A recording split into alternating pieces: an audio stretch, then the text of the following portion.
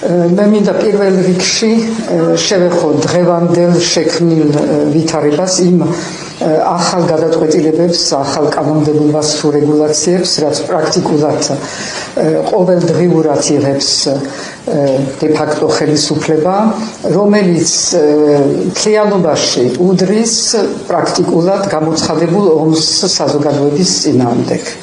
ასე შეიძლება შევაფასოთ ის ყველაფერი, რაც ხდება და რაც ეხება პრაქტიკულად ყველა მიმართულებას.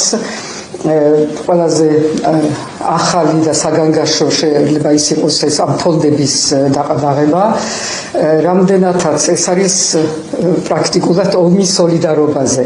ანუ ის, რაც დაიწყო და რაც წარმოადგენს ნამდვილად საზოგადოების გამოხატულებას სოლიდარობის იმ ადამიანების მიმართ, ვინც არიან ან დაპატიმრებული, ან სამსახურიდან გაგდებული, ან კიდევ რომლებიც იხდიან სულიად უდანაშაულოდ იხდიან ჯარიმებს, რომელიც 10-ჯერ აღემატება მათ ხელფასებს. ეს მცდელობა საზოგადოების მხრიდან, რომ გამოაჩინოს თავისი სოლიდარობა, როცა ეს არის აღქმული და წარდგენილი როგორც მტრული საქმიანობა, ეს არის წარმოუდგენელი ნებისმიერ ნორმალურ ქვეყანაში, მაგრამ მე მგონი, რომ ჩვენ ასე ვეღარ შევაფასებთ ის, რაც ხდება ამ ქვეყანაში. ეს არის რაც ეხება ფონდებს, რომელიც ქმნის ძალიან მძიმე თუნდაც სოციალურ სიტუაციას ბევრ ოჯახისთვის. და მე მინდა ვთქვა, რომ ჩვენ ამ საკითხს უნდა მივხედოთ სხვანაირად, მომნახოთ გზები, რითაც ჩვენ შევძლებთ, რომ დავეხმაროთ ამ ადამიანებს. მეორე მიმართულება, თქვენ კარგად იცით, ჩემზე უფრო კარგად კიდევ, ის ახალი რეგულირება, რაც ეხება მედიას, ყველა ფორმის მედიას, რომელიც კიდევ ერთხელ არის მიმართული იმისკენ, რომ უფრო შეიზღუდოს სიტყვის და გამოხატვის თავისუფლება მედიაში და უფრო შეამციროს ის სივრცე, რაც არის რეალურად თავისუფალი სივრცე. მე ჩვენი და ეს ვითომც რაღაცა ბრიტანული კანონი ძალიან მომწონს, რომ ვითომც კოპირება მიდის ან ევროპული, ან ამერიკული კანონების, როგორც არის თურმე ფარა, მაგრამ ფარა აქ არის გამოყენებული სულ სხვანაირად, ეს არის იმისთვის, რომ კიდევ უფრო დამძიმდეს არასამთავრობო ორგანიზაციებზე და ყველაზე, არა მხოლოდ არასამთავრობო ორგანიზაციებზე, ასევე შეპსებზე, ყველანაირი შეზღუდვები, რომ გარედან ვერც ერთი დაფინანსება ვერ შემოვიდეს ქვეყანაში. რაც ცხადი არის, იქნება ძალიან რთული ბევრისთვის, ვინც მიჩვეული იყო იმისით, რომ ეს დაფინანსება ეხმარებოდა იმ საქმიანობაში და ეს არის სრულიად ასევე ბუნებრივი და მინდა ვთქვა, რომ ის დაფინანსება, რომელიც უცხოეთიდან მოდიოდა, მხოლოდ არასამთავრობო ორგანიზაციებს კი არ ეხმარებოდა, დიდწილად და ბევრად დიდწილად ეხმარებოდა სახელმწიფოს თავის პროგრამებში და ბიუჯეტში. ეს არის ის შედეგები ჯერ არ იგრძნობა და რომელსაც ძალიან მალე ვნახავთ ყველა დარგში პრაქტიკულად ეკონომიკის, იმიტომ არ არის დარგი, სადაც არ იყო ძალიან აქტიურად ჩართული ან ევროპელი პარტნიორი, ან ამერიკელი პარტნიორი, ეს იქნება სოფლის მეურნეობა თუ სხვადასხვა პროექტები, პროგრამები, რომლებიც ემსახურებოდა ჯანდაცვაში ჩვენ განვითარებას. და ის, რომ ეს ყველაფერი დღეს შეზღუდული არის ხელოვნურად, ნიშნავს, რომ ქვეყანა არა მხოლოდ იზოლირებული არის თავისი პარტნიორებისგან, არამედ ჩაკეტილისკენ მიდის.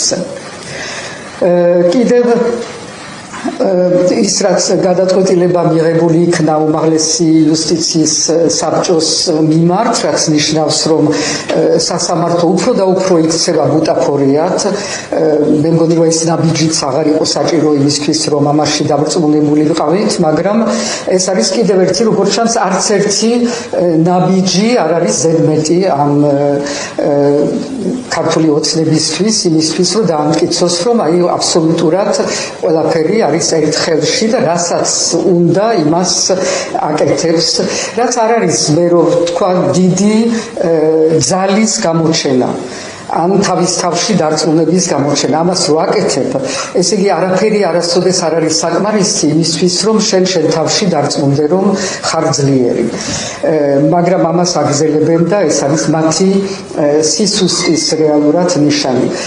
კიდევ ერთი მიმართულება, სადაც არის ძალიან მძიმე მდგომარეობა, ეს არის საჯარო მოხელეების მიმართულება, რადგან იქ გრძელდება ადამიანების გაშვება სამსახურიდან უმოტივოთ, ანუ უბრალოდ ისეთი მოტივებით, როგორიც არის სოციალურ ქსელში თავისუფალი აზრის გამოხატულების გამო და რაც არის კიდევ ერთი ადამიანის უფლებების დარღვევა, ძალიან ხისტი დარღვევა და ის ფაქტი, რომ მაგალითად, რაზედაც მე ძალიან კიდევ უფრო წუხوار, რომ თავდაცვის სამინისტროდან მაგალითად 150 საჯარო მოხელე იქნა ამ ფორმით გამოშვებული და ეს ცხადი არის, რომ ასუსტებს ყველა ჩვენ სახელმწიფო ინსტიტუტებს.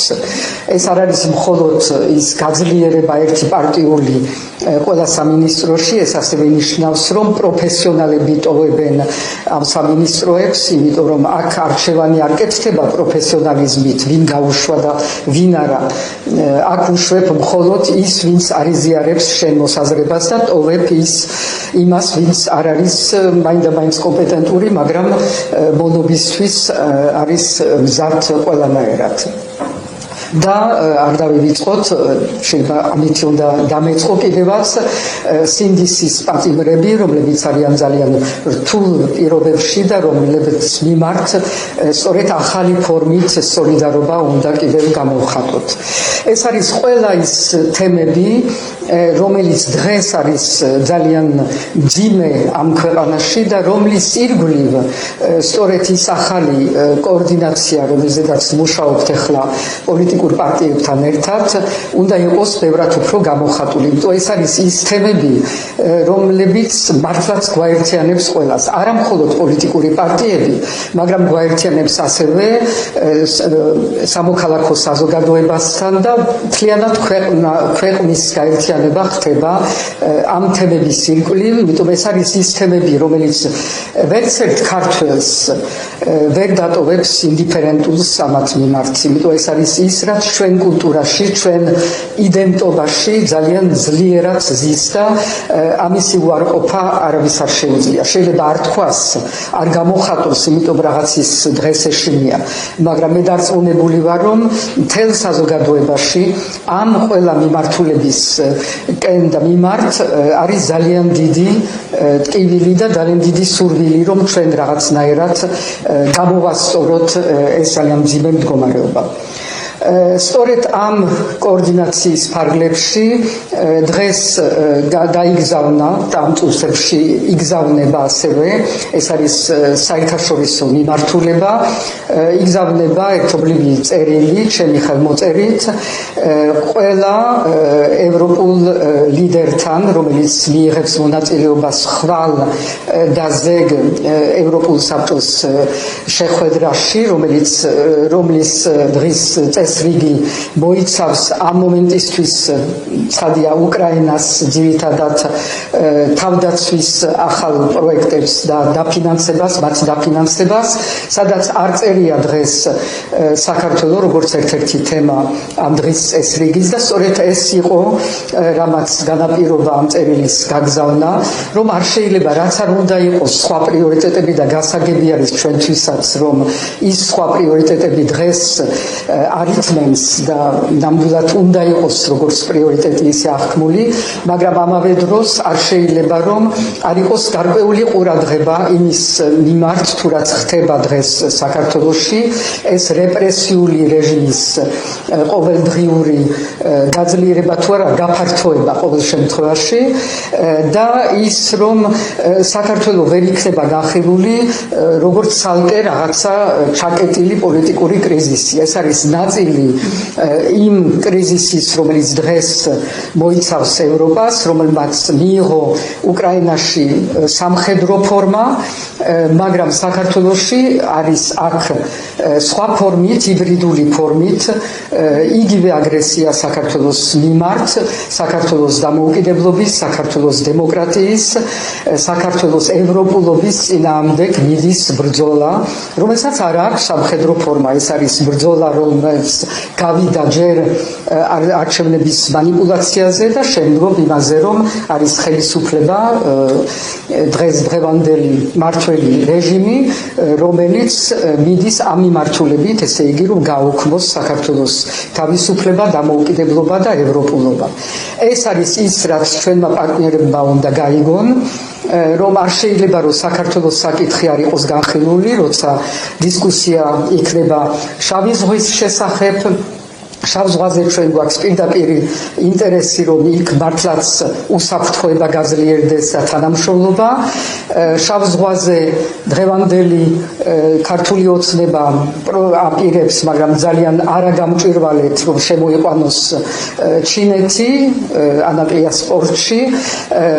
ის ფაქტი, რომ რუსები აპირებენ, რომ ჩამჩირეში სამხედრო ბაზა გახსნან, ეს ყველაფერი იმას მიანიშნებს, რომ უნდათ თუ არ უნდათ საქართველოს არის ჩართული შავი ზღვის უსაფრთხოებაში და თანამშრომლობის საკითხებში და უნდა იყოს განხილული. ასევე, როცა ლაპარაკი არის იმაზე, თუ რა უნდა იყოს ბედი ოკუპირებული ტერიტორიების, თუნდაც უკრაინაში, ის ფაქტი, რომ ჩვენ ტერიტორიაზე არსებობს ოკუპირებული ტერიტორიები, ესეც ვერ იქნება მივიწყებული იმ დროს, როცა მიდის ფართო მოლაპარაკებები ამგვარ საკითხებზე.